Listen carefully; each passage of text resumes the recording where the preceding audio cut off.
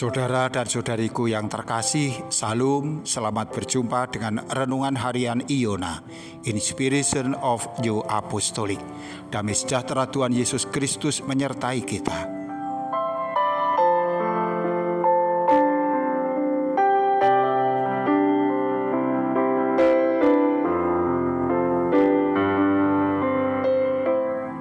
Kita membaca firman Tuhan dari kitab Kisah Para Rasul pasal 16 ayat 24 dan 25 serta 26. Sesuai dengan perintah itu, kepala penjara memasukkan mereka ke ruang penjara yang paling tengah dan membelenggu kaki mereka dalam pasungan yang kuat. Tetapi kira-kira tengah malam Paulus dan Silas berdoa dan menyanyikan puji-pujian kepada Allah, dan orang-orang hukuman lain mendengarkan mereka. Akan tetapi terjadilah gempa bumi yang hebat, sehingga sendi-sendi penjara itu goyah, dan seketika itu juga terbukalah semua pintu dan terlepaslah belenggu-belenggu mereka.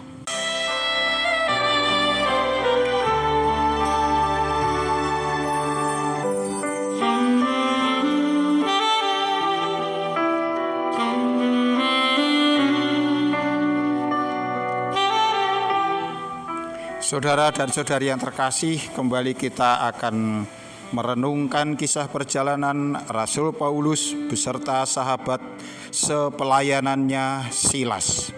Pada bagian 1 renungan kita di bawah judul Paulus dan Silas telah dikisahkan bagaimana Paulus dan Silas oleh karena bekerja bagi Tuhan, kesaksian-kesaksiannya, kabar baik yang disampaikan kepada orang-orang pada waktu itu, justru mereka mendapat fitnah yang sangat keji, di mana akhirnya Paulus dan Silas ditangkap, diseret ke tengah pasar, kemudian dicambuk atau didera demikian kejamnya.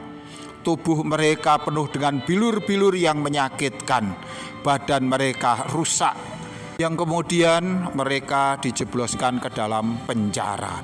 Sebuah penjara yang sangat mengerikan, di mana tempat yang sangat gelap, pengap, dan tentu saja dengan pengamanan yang sangat ketat.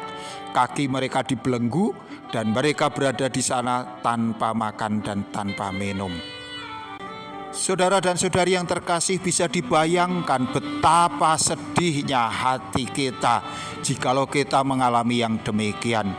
Perbuatan baik kita justru di situ dibalas dengan fitnah yang keji. Kita disengsarakan, kita disiksa, kita diperlakukan dengan tidak adil. Tetapi lihatlah hamba Tuhan yang setia ini. Mereka mengabdi kepada Tuhan dengan sepenuh hati, sehingga meskipun mereka mengalami penderitaan yang sangat berat, mereka berada di dalam penjara dengan suka hati. Semangat mereka tetap berkobar. Bagi Paulus dan Silas, hambatan yang sangat hebat itu tidak menyurutkan langkah mereka untuk tetap melayani Tuhan. Mereka tetap pada tekad semula untuk mengabdikan dirinya bagi Yesus, bagi kerajaan Allah. Oleh karenanya tatkala mereka berada di penjara itu, mereka juga tidak kemudian mengaduh, merintih, dan lain sebagainya. Justru pada tengah malam mereka memuji Tuhan. Mereka berdoa, bernyanyi, memuji Tuhan. Saudara dan saudari yang terkasih, bukankah pada tengah malam itu adalah saat yang paling tepat orang untuk beristirahat? Apalagi Paulus dan Silas, mereka telah seharian bekerja keras, pastilah tubuh mereka juga lelah. Mereka membutuhkan waktu untuk tidur, untuk memulihkan tenaga. Tetapi hati mereka sedang mengalami sesuatu yang berat. Pikiran mereka dipenuhi dengan berbagai macam permasalahan, sehingga dalam keadaan yang demikian mereka tidak bisa tidur. Tetapi itu bukan sebuah alasan bagi mereka untuk kemudian berdiam diri. Paulus dan Silas menengadah kepada Tuhan, berdoa, memuji dan meluhurkan nama Allah. Saudara dan saudari yang terkasih, ini sungguh merupakan sebuah contoh dan teladan yang baik. Setiap orang sampai saatnya juga akan memikul sebuah beban yang berat. Apakah itu oleh karena keadaan hidupnya ataukah karena perjuangan-perjuangan mereka di dalam melayani Tuhan. Contohlah hamba Tuhan yang setia ini. Di tengah malam yang dingin, yang gelap, tubuh kelelahan, pikiran dipenuhi dengan berbagai macam beban-beban, tetapi mereka tetap berdoa, mereka tetap bernyanyi, memuji Tuhan. Sebagai orang Kristen, orang mengenal kita, kelompok yang suka bernyanyi, kelompok yang senantiasa memuji Tuhan. Orang Kristen apapun yang dialami, mereka akan bernyanyi. Di dalam sebuah pesta, orang Kristen bernyanyi. Di dalam sebuah ibadah kebaktian, orang Kristen bernyanyi. Bahkan di saat berduka cita, anak-anak Allah juga bernyanyi. Apa isi nyanyian itu?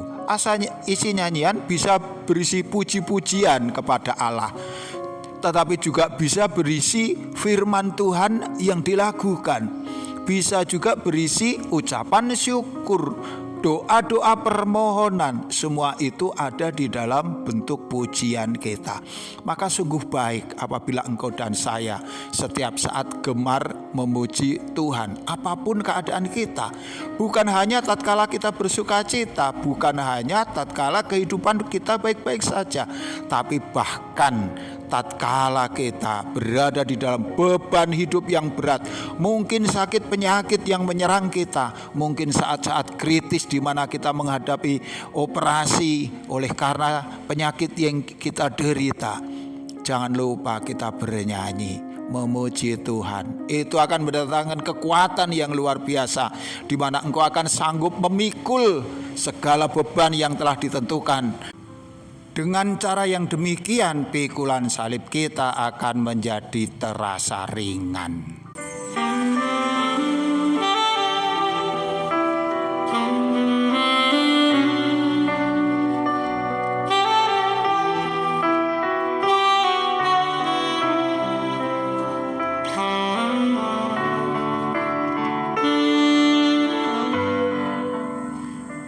Saudara dan saudari yang terkasih, dampak dari doa Paulus dan Silas, dampak dari puji-pujian yang mereka unjukkan kehadirat Tuhan di saat mereka menderita, ternyata luar biasa.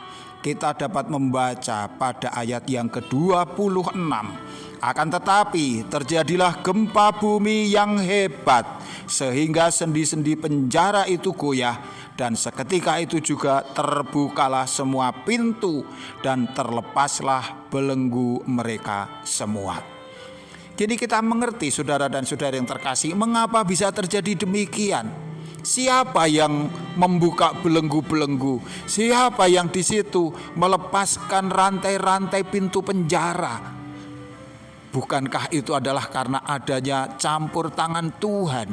Karena kuasa Allah yang berkehendak, di mana Ia turun secara langsung melawat hamba-hambanya yang sedang berada di dalam penganiayaan. Allah menjadi solusi yang sangat luar biasa atas segala kesulitan, keberatan hidup, beban-beban yang mereka alami.